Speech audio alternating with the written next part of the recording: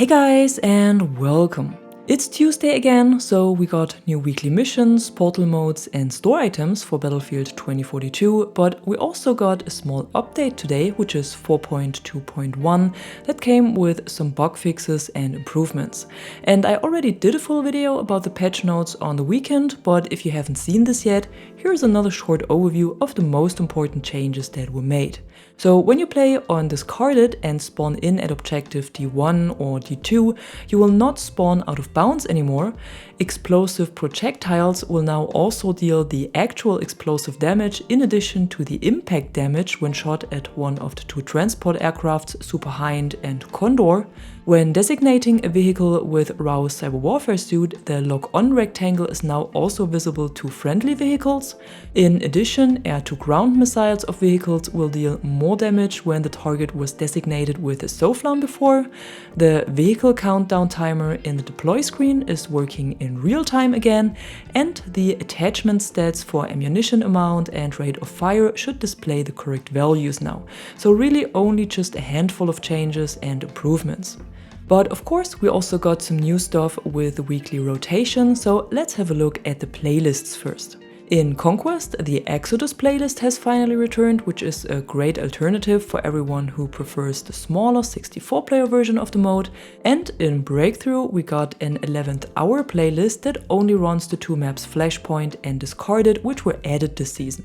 For Rush or TDM, there is no special mode available this week, at least not here, but over in Portal we got a new community spotlight called Tipping Point, and the well-known Rush of Ages is back.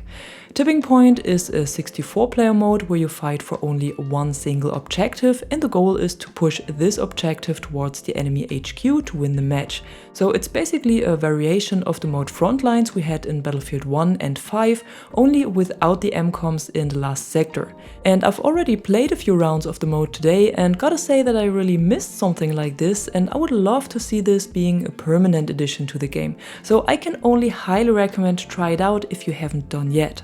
Rush of Ages, on the other hand, is the classic Rush experience, but only played on the maps of Bad Company, Battlefield 3 and 1942, with the soldiers and weapons of the respective eras.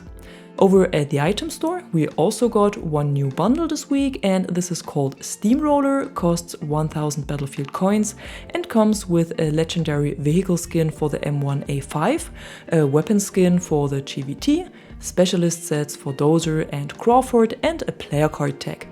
And at the end, let's have a quick look at the new weekly missions, and these are focused on your ability to adapt to changes this time, because they require you to switch between all 4 classes.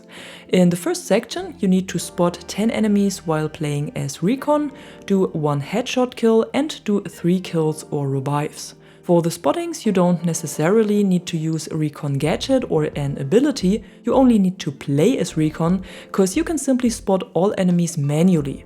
But of course with Casper's drone or Pike's scanner, this mission is done a bit faster. The headshot kill and the 3 kills or revives surely don't need any explanation, but if you should be struggling with the headshot kill and you don't like to play as sniper, then one of the more hard-hitting ARs like the RM68 or the SFAR is probably the better choice.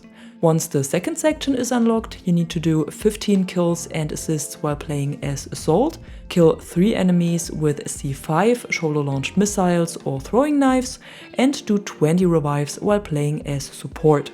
For the kills and assists, just choose whatever assault specialist and weapon you prefer, and for the revives as support it's the same.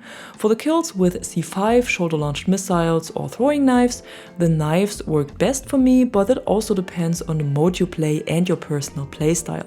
When you destroy a full transport heli or an MAV with C5 or the recoilless M5, you have this mission completed with 1 blow, so just choose whatever you feel more comfortable with. In the third section, you then need to heal or resupply 40 teammates or do spot assists, inflict 1000 damage to enemy vehicles or repair friendly vehicles, and win 5 rounds of any game mode. And as usual, this is the section with the missions that take a bit longer to complete, and this week doesn't make any difference here.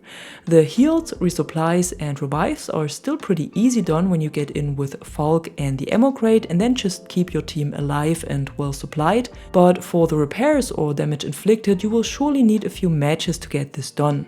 One simple way is to get into the open passenger seat of a transport heli or the new CAB Brawler and repair the vehicle from the inside, or you just focus on destroying enemy vehicles and make good use of your rocket and missile launchers.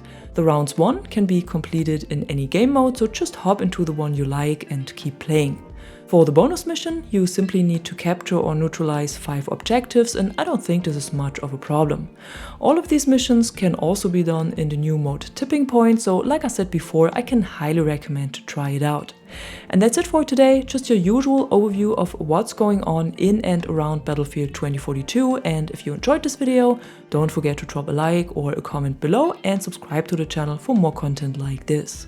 Until then, thanks for watching, and thanks to my members for the additional support. I'm the Catwoman, and you are awesome.